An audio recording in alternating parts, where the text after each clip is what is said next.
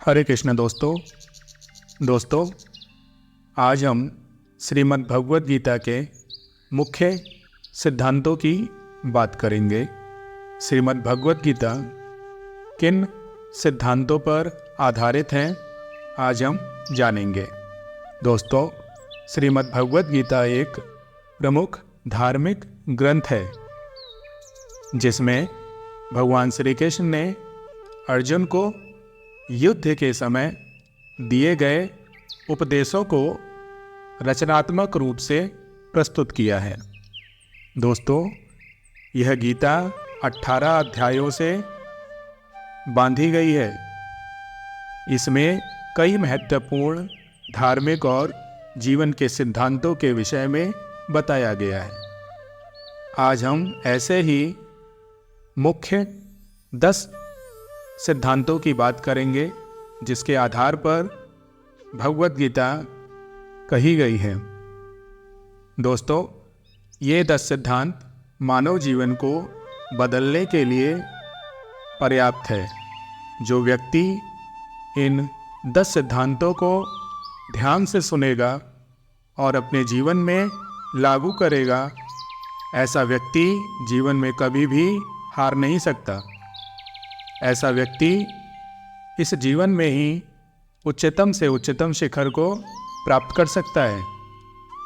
पहला सिद्धांत है दोस्तों, जीवन का उद्देश्य।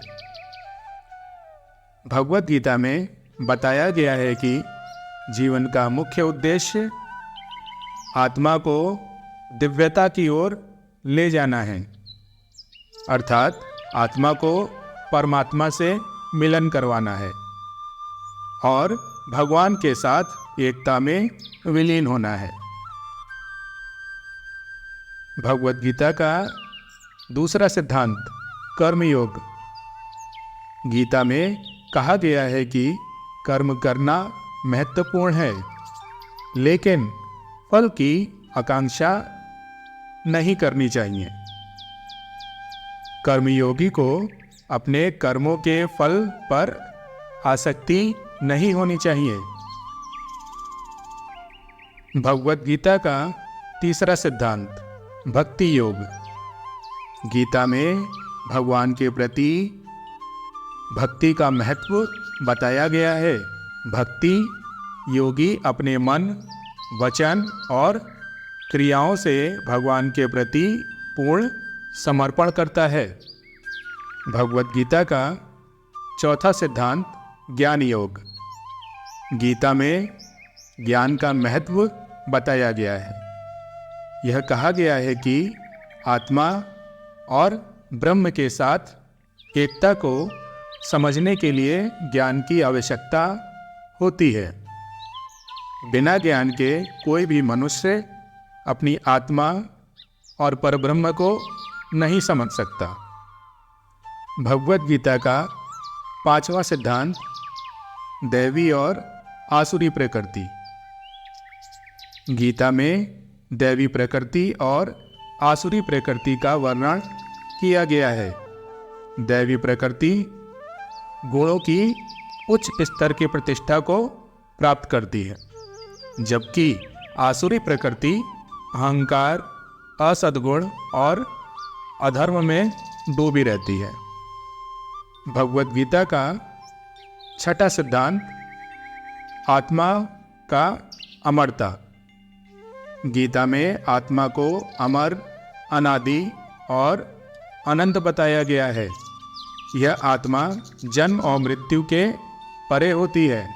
इसे शाश्वत और अविनाशी माना जाता है।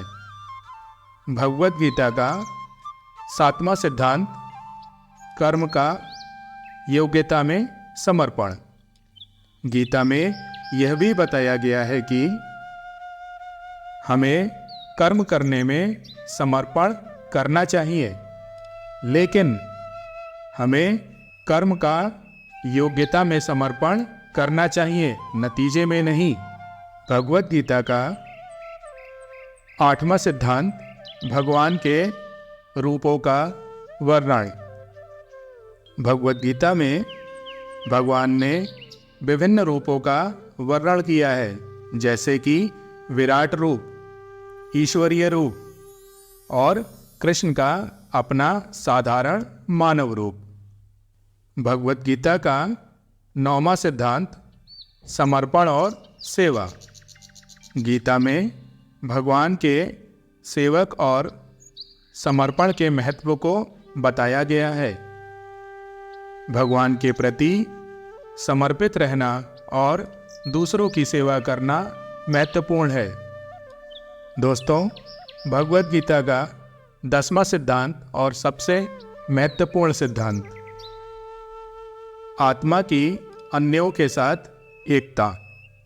गीता में यह बताया गया है कि सभी जीवों में आत्मा एक ही होती है और इसीलिए हमें सभी को समान दृष्टिकोण से देखना चाहिए। दोस्तों, भगवत गीता में से हमने ये मुख्य 10 सिद्धांत आपके सामने प्रस्तुत किए। भगवत गीता का सार और संदेश बहुत गहरे और व्यापक हैं। इस ग्रंथ को समझने के लिए आपको इसका अध्ययन करना और ध्यान से विचार करना होगा। भगवत गीता का मुख्य संदेश है कि हमें धर्मपरायण और ईश्वर प्रेमी बनकर जीवन को जीना चाहिए और अपने कर्मों में निष्काम भाव से कार्य करना चाहिए। दोस्तों, इसी प्रकार आप हमारे साथ बने रहिए, भगवत गीता का आनंद लीजिए। यही वो ज्ञान है जो मानव जीवन को सही राह दिखाएगा, जीवन जीने का सही तरीका बताएगा। दोस्तों, हमारा ये उद्देश्य है कि भगवत गीता में कही गई बातों को इस समाज में लोगों तक पहुंचा सके, इसके मर्म को लोगों को समझा सके। हमारा ये छोटा सा प्रयास है जिससे मानव समाज का कल्याण हो। दोस्तों, इस ज्ञान को आप सुनिए और इसको अपने जीवन में लेकर आइए और अपने आसपास के लोगों को भी भगवत गीता पढ़ने के लिए, सुनने के लिए प्रेरित करिए। हरे कृष्णा, हरे कृष्णा।